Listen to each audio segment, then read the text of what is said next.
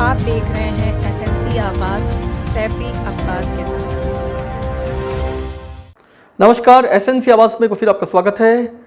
सिंगरौली जिले के एनसेल सेक्टर भी दुधीचुआ में छोटे व्यवसायियों को अगर दबंग परेशान करें तो आखिर वो क्या कर सकते हैं और आखिर कहां चले जाएं। हम बात कर रहे हैं फारूक की, जो एक छोटी सी गुमटी में अपने परिवार के साथ व्यवसाय करते हैं और अक्सर उनके छोटे बच्चे भी वहां पर पढ़ते लिखते दिखाई देते हैं। लेकिन दबंगों के द्वारा रात में उनकी दुकान को जलाने का प्रयास किया गया। उनकी दुकान तो बच गई, लेकिन जो उनका एयर फिलिंग पंप यानी जो जेट पंप रखा था जिससे वो टायर पंचर बनाते थे वो बुरी तरह से जल गया। और सबसे बड़ी बात यह है कि वहीं पर एनसीएल का टेलीफोन बॉक्स भी था, वो भी जल गया।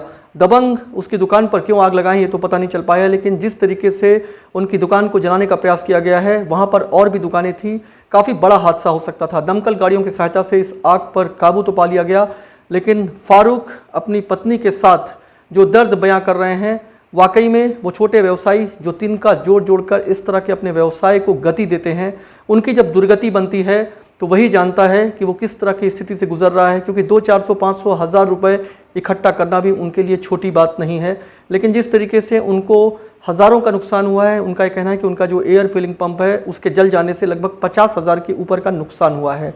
तो आखिर किस वजह से दबंग के द्वारा उनकी दुकान में आग लगाने का प्रयास किया गया, जिसकी वजह से वो जो एयर फिलिंग पंप है वो जल गया, ये जांच का विषय है। उनके द्वारा पुलिस को सूचना भी दे दी गई है।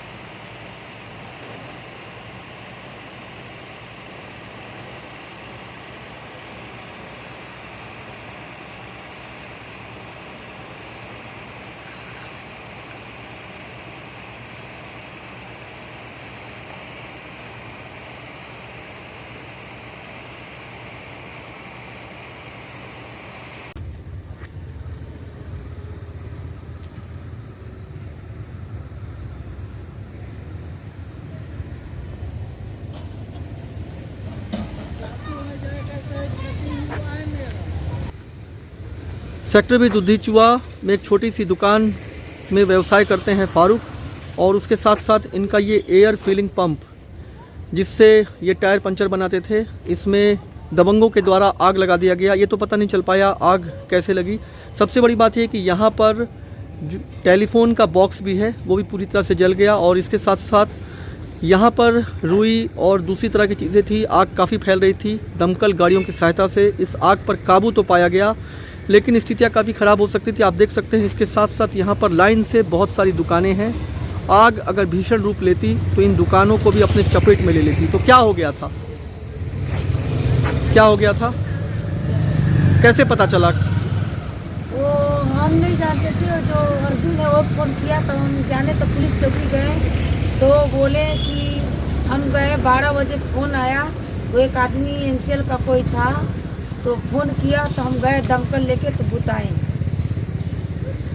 नहीं तो क्या ये नहीं इस तरह से आग लग गया, तो इसके बारे में आपको सुबह पता चला? सुबह पता चला 6 बजे। क्या नाम है आपका? मोहम्मद फारूक हुसैन। मोहम्मद फारूक। तो अचानक ये आग कैसे लगी, कुछ पता चल पाया क्या? मेरे को पता नहीं है, अभी तक शोर नहीं आया कि क्या किया, हमको पता नहीं। ये जो है हम गरीब आदमी हैं, सब्जी में यहाँ पे। कितने बच्चे हैं आपके? 4 बच्चे हैं। 4 बच्चे हैं। फारूक जी के 4 बच्चे हैं। छोटे बच्चों के साथ वो किसी तरह से गुजर बसर कर रहे हैं, और इस तरह से दुकान में आग लगाने का प्रयास किया गया, जिसमें पूरी तरह से इनका जो एयर फिलिंग पंप है वो जल कर राख हो गया है, और इसके साथ साथ ये जो टेलीफोन बॉक्स है ये भी जल गया है। तो यहाँ पर कोई आया था देखने के लिए कि कैसे आग लगी या क्या है? आपने पुलिस को सूचना दिया? पुलिस को सूचना दिया, पुलिस नहीं आए।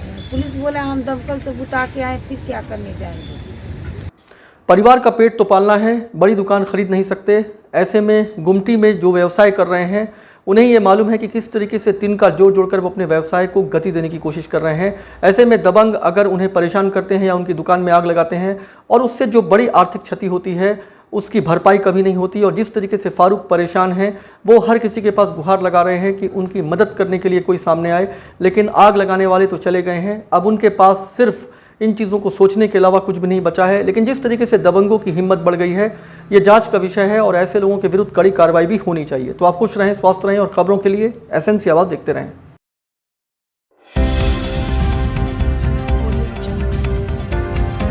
आप देख रहे हैं एसएनसी आवाज़ सैफी अब्बास के साथ।